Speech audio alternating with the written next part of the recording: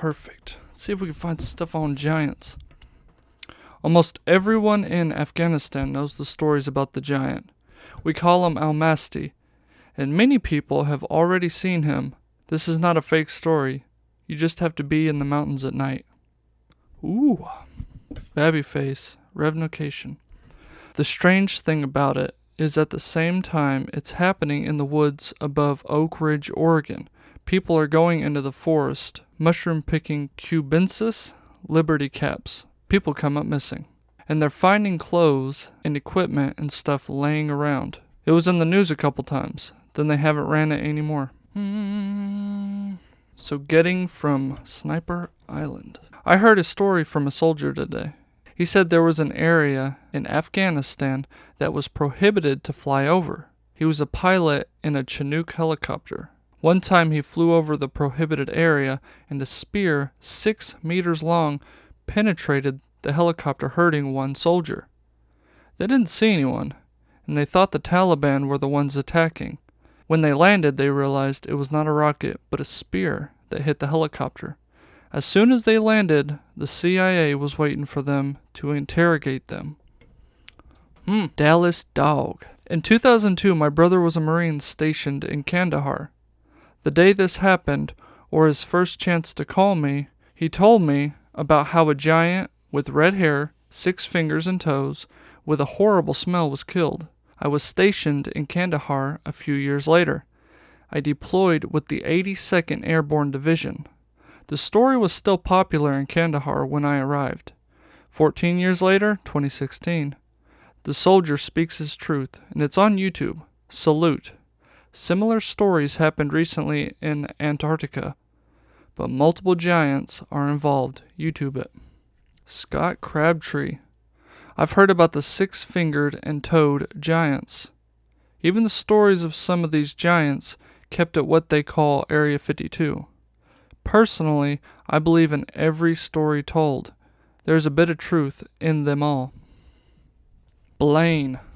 I remember reading a post on Reddit about a guy who, as a child, explained how they were walking in the forest with their family and saw this odd-looking hill. They went and climbed it and spent about a half an hour on this hill looking down, exploring, playing tag, and after some time realized they should go back to their parents. From the top of the hill, it was a sunny and clear day. But when they walked back, the weather had changed dramatically, and their parents were freaking out looking for them. The distance from the top of the hill to the base was maybe 100 feet or something. When they came back the next day to show their parents, the hill was gone.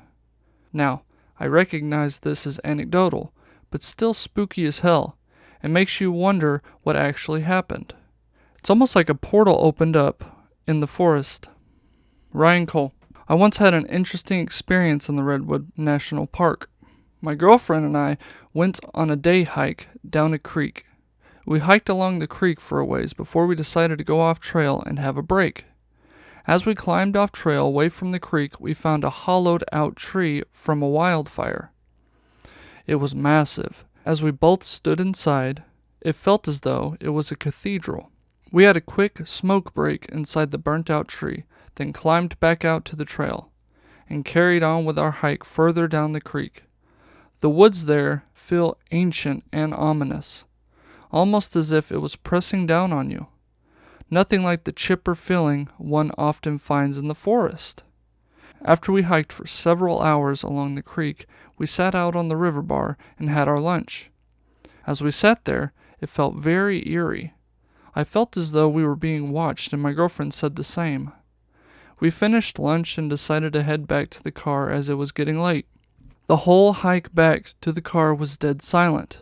There wasn't any wildlife or birdsong, just the deafening silence of the forest.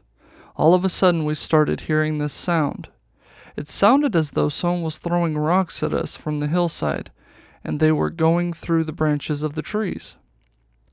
We kept hearing this sound, but we both brushed it off and figured must just be a bird dropping things.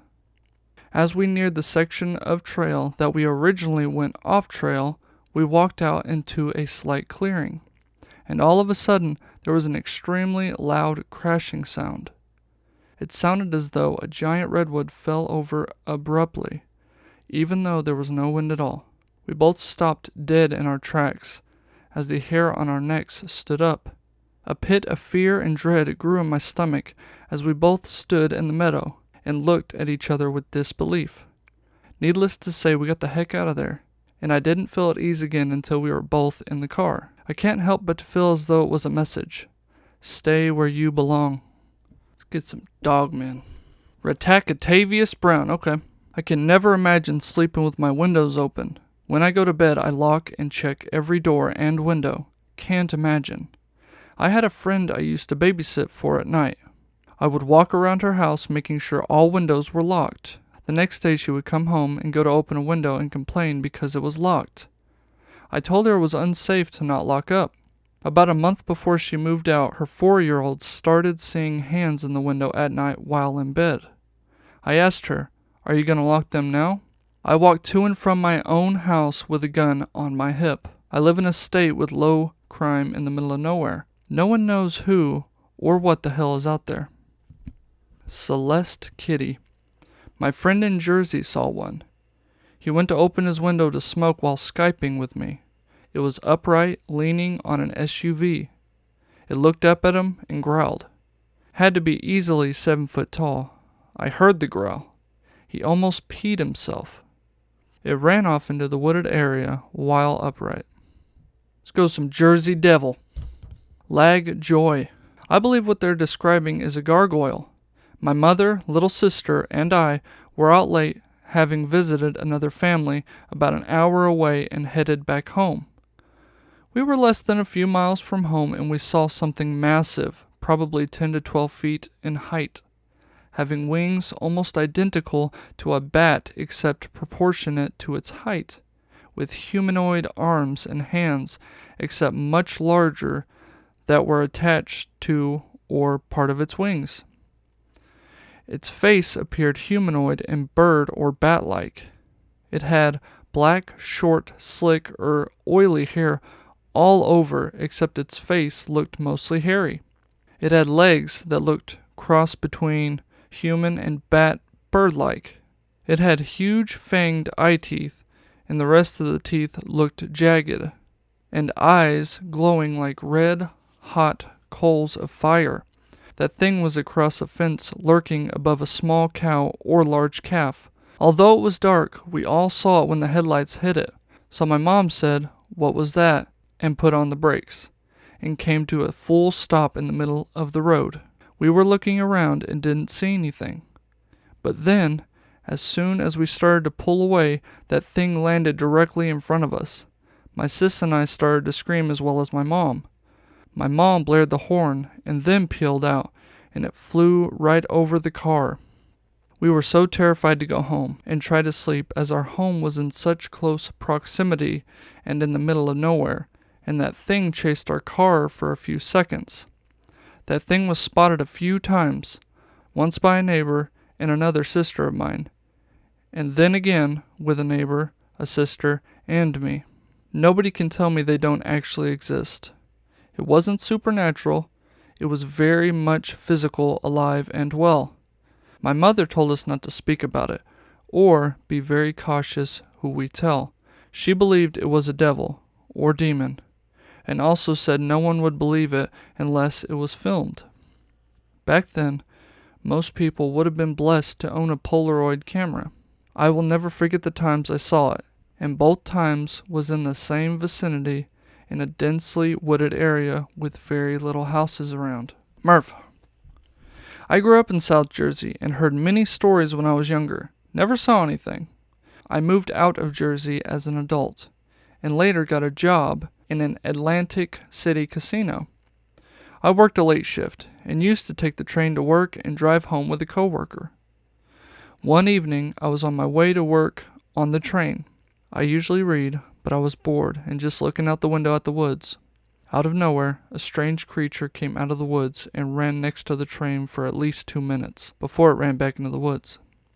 I could not move or stop staring.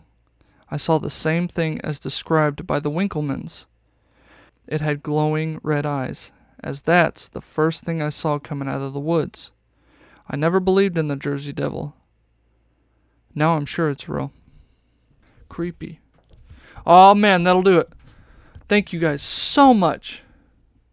Thank you. Thanks for joining me and Cy here. Have a wonderful night.